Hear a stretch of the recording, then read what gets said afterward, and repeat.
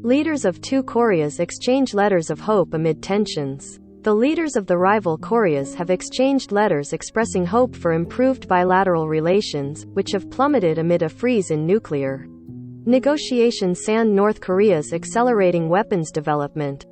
Seoul, South Korea. The leaders of the rival Koreas exchanged letters expressing hope for improved bilateral relations, which plummeted in the past 3 years amid a freeze in nuclear negotiations and North Korea's accelerating weapons development. North Korea's state media said leader Kim Jong-un on Wednesday received a personal letter from outgoing South Korean President Moon Jae-in and replied on Thursday with his own letter appreciating Moon's peace efforts during his term. Pyongyang's official Korean Central News Agency said Friday their exchange of letters showed their deep trust.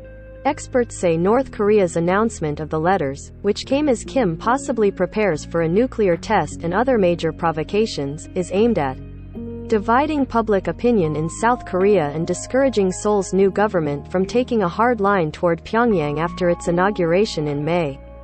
KCNA said Moon told Kim he would continue to campaign for Korean reunification even after he leaves office next month, basing his efforts on their joint declarations for peace issued after their summit meetings in 2018. Kim and Moon shared views that inter-Korean relations would improve and develop as desired and anticipated by the Korean nation if the North and the South make tireless efforts with hope, KCNA said.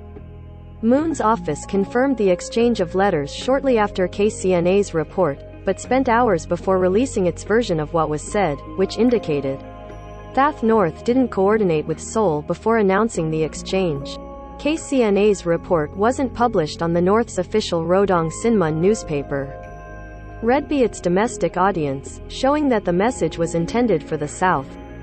According to Seoul, Moon in his letter to Kim acknowledged setbacks in inter-Korean relations but insisted that their aspirational vows for peace during their summits in 2018 and an accompanying military agreement aimed at diffusing border area clashes remain relevant as a foundation for future cooperation.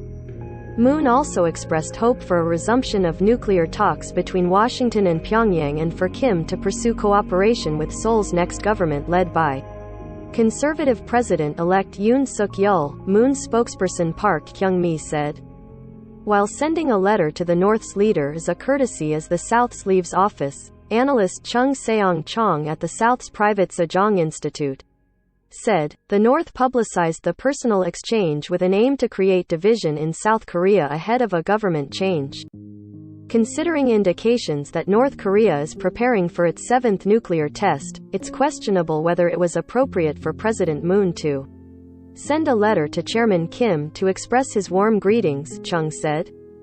Yoon, who takes office on May 10, has harshly described Moon's foreign policy for being subservient toward North Korea and said he wouldn't pursue talks for talk's sake. He has vowed to strengthen South Korea's defense in conjunction with its alliance with the United States, which he says would include enhancing preemptive strike capabilities and anti-missile systems to deter North Korean attacks.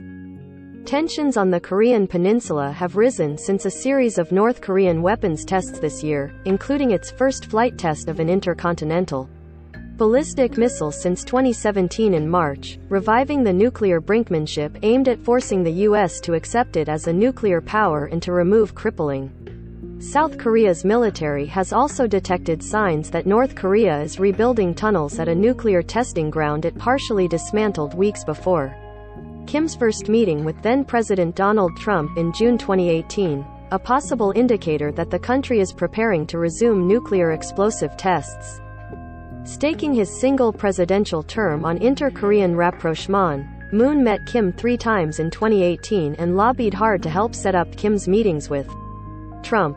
But the diplomacy never recovered from the collapse of the second Kim-Trump meeting in 2019 in Vietnam, where the Americans rejected North Korea's demands for major sanctions relief in exchange for dismantling an aging nuclear facility, which would have amounted to a partial surrender of its nuclear.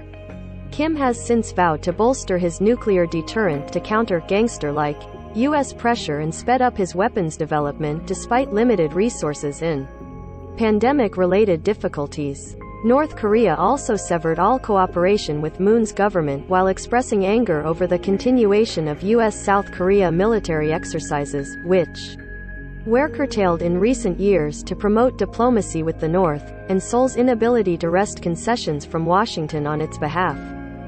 Analysts say North Korea is likely to escalate its weapons demonstrations in coming weeks or months to force a reaction from the Biden administration, which has been focused on Russia's war on Ukraine and a rivalry with China.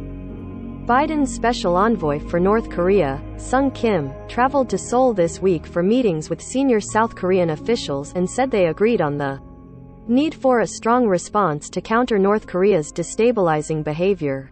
After maintaining a conciliatory tone for years, Moon's government objected more strongly to North Korea's weapons tests this year, criticizing Kim's government for ending its self-imposed suspension of long-range missile testing and urging a return to diplomacy.